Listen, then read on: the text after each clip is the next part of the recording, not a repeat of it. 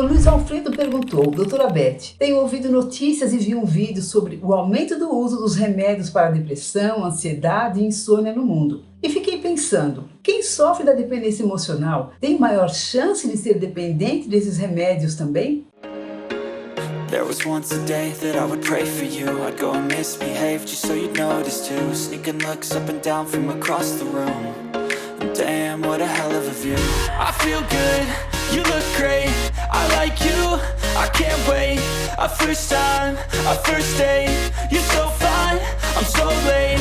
You sip wine. Olá, é um prazer ter você aqui hoje nesse vídeo do programa Doutora Beth Esclarece. Se você não me conhece, eu sou especialista em dependência emocional, codependência, relacionamentos abusivos e saudáveis e narcisismo. Gente, esse tema é muito importante. A pergunta do Luiz abre espaço para uma reflexão que, se você ainda não fez, vale a pena fazer. Falando de Brasil, a venda de medicamentos psiquiátricos disparou durante e após a pandemia de Covid-19. De acordo com dados do Sindicato da Indústria de Produtos Farmacêuticos, o consumo de remédios para ansiedade cresceu 10% entre 2019 e 2022. O consumo de sedativos, aqueles usados para dormir, aumentou em 33% e o de antidepressivos saltou 34%. Nos últimos anos, atuando como psiquiatra, isso bem antes da pandemia, pesquisas já alertavam para o aumento de diagnósticos e consumo de remédios para ansiedade e depressão cada vez maior. E muitos pacientes procuravam a consulta com a demanda de medicamentos, muitas vezes me pedindo para dar esse ou aquele antidepressivo ou remédio para ansiedade ou para dormir. Além disso, um fator agravante é que cada vez mais outros médicos não psiquiatras também começaram a receitar esses medicamentos com critérios talvez bem diferentes dos de um psiquiatra. Mas o que vem crescendo mais ainda para gerar esse descontrole é a automedicação. Cá entre nós, esse foi um dos motivos de eu parar de trabalhar com a clínica psiquiátrica e hoje eu atuo somente como psicoterapeuta. Essa situação é, no mínimo, muito triste e, respondendo à pergunta do Luiz, sim, pessoas que têm tendência à dependência, aliás, seja lá do que for, têm maior chances de se tornar dependente de medicamentos desse tipo. Eu já tive e tenho inúmeros pacientes dependentes emocionais que também são dependentes de medicamentos e eu quero reforçar que não fui eu que passei para eles, mas não importa, né? E muitas vezes é bem difícil fazê-los enfrentar e abrir mão desses remédios. E eu preciso te pedir uma grande gentileza. Você está gostando desse conteúdo? Acha que o meu canal está lhe ajudando de algum modo? Então,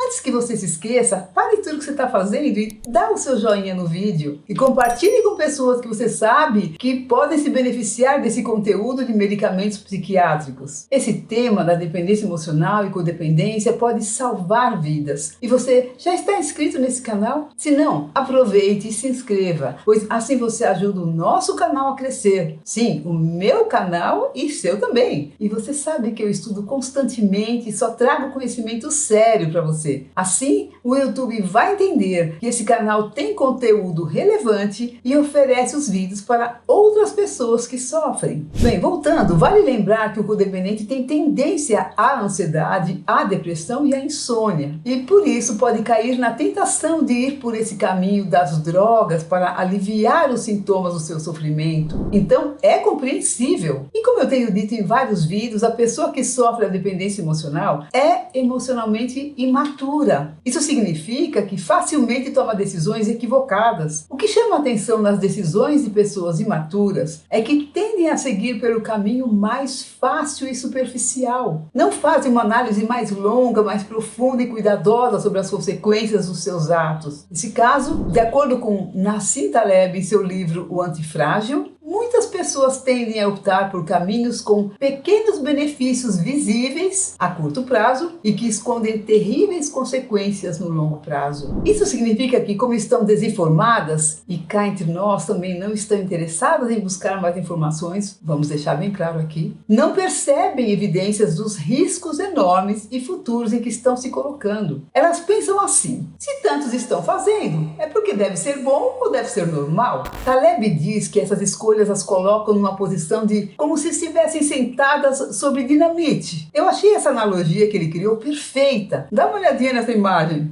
Por quê? Depois de algum tempo de uso, algumas pessoas passam por perda de memória, discernimento errado, momentos de falta de atenção e alterações brutais do estado emocional. A pessoa pode falar devagar e ter dificuldade em pensar e em compreender os outros. Olha isso. A pessoa pode ter movimentos involuntários nos olhos, a gente chama de nistagmo. E um artigo científico, eu vou colocar o link dele aqui embaixo na descrição desse vídeo, ele analisou os efeitos nos usuários dos benzodiazepínicos no longo prazo. Se você não sabe, os benzodiazepínicos são o diazepam, alprazolam, bromazepam, rivotril e vários outros aí. Então, esse artigo concluiu que 20,7% desses usuários poderiam ser classificados como deficientes cognitivos em todos os domínios. Os maiores efeitos encontrados nos domínios da velocidade do processamento da informação, do raciocínio e atenção sustentada. E um pior desempenho geral em mulheres, um efeito que parece ser moderado pelo estado de ansiedade. O que isso quer dizer? Se estiver mais ansiosa, pior ainda.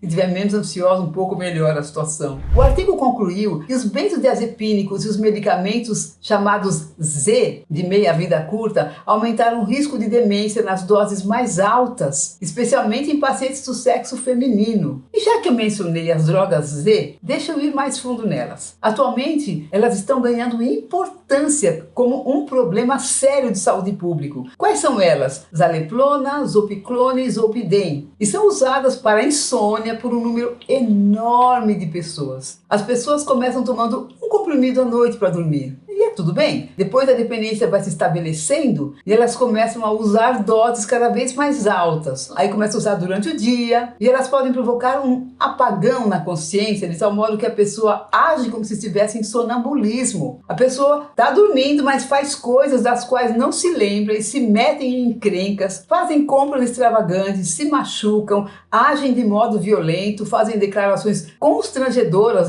nas redes sociais, tentam o suicídio, ou seja, colocam a si mesmas e aos outros em risco. É absolutamente assustador. Eu já tive paciente que tomou 180 comprimidos de zolpidem em 2 dias. Outro artigo do BBC News Brasil conta que vários médicos informam que é cada vez mais frequente receber no consultório indivíduos que ingeriram 40 ou 50 unidades desse fármaco de uma vez só. Um colega meu de turma, o psiquiatra Márcio Bernick, coordenador do programa de transtornos de ansiedade no Instituto de Psiquiatria do Hospital das Clínicas de São Paulo, declarou numa reportagem que já internou pessoas que tomaram 300 comprimidos de zolpidem num dia. O artigo diz que houve uma explosão no aumento do uso dessas drogas Z. Um artigo da Agência Brasil, e eu vou deixar o link dele no texto desse vídeo, caso você queira ler e entender um pouco mais, informou que o uso excessivo desses medicamentos altera o equilíbrio do cérebro. Em doses mais altas, a intoxicação é o risco imediato, mas não o único. Para conseguir essas receitas, as pessoas começam a mentir para os médicos, falsificar receitas, compram de formas ilegais, ou seja, qual é a diferença disso com os comportamentos dos drogadictos? Sinto dizer, só o fato dessas drogas serem legalizadas e outras drogas não. A farmacêutica e membro do Conselho Federal de Farmácia, Valerie Reis, diz que as pessoas conseguem esses medicamentos de formas irregulares pela internet ou com conhecidos e, segundo a Anvisa, medicamentos controlados só podem ser vendidos com a retenção da receita e o registro de toda a movimentação. A desobediência aos parâmetros pode ser enquadrada como crime de tráfico de drogas. Escuta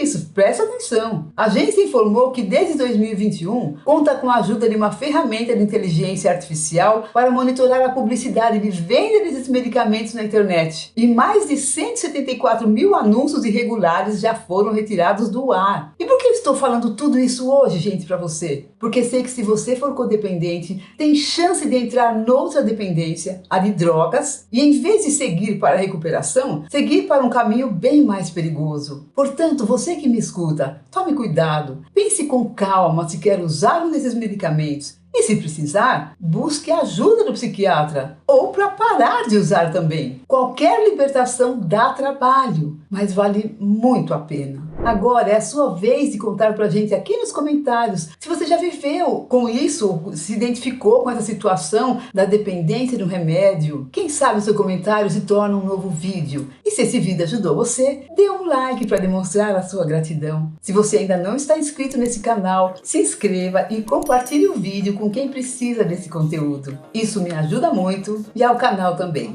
Tenha uma ótima semana, beijos no coração e até o próximo vídeo. You look great, I like you, I can't wait. Our first time, our first date. You're so fine, I'm so late. You sip wine.